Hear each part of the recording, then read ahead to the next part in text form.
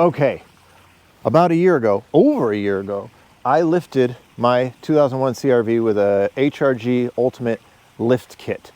During the installation, I struggled to clear the rear trailing arms and I notched them.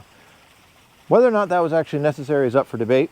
Doesn't matter because I did it. There's no undoing it, except for buying new trailing arms, which I didn't do. Instead, I reinforced the trailing arms by welding a piece of metal onto the front, flat bar, and a square tube onto the back to prevent against shear and twisting forces.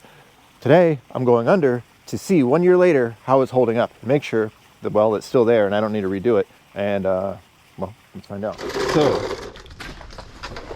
as we go under,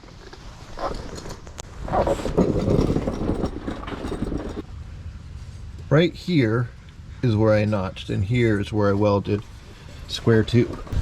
Cannot move my shoulder that way due to a recent mountain biking injury, but the square tube is definitely still welded there. It's covered in dirt and stuff, but it's definitely on there.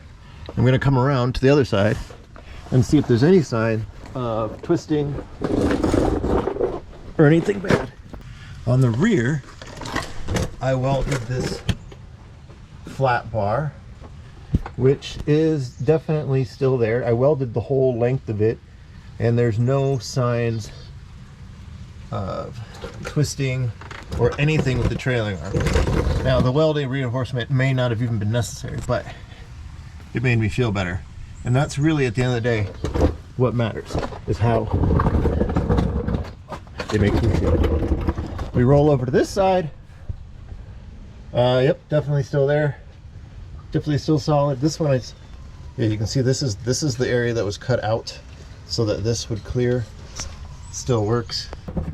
And on this side we see the square tube is still there, square tubing, just fine.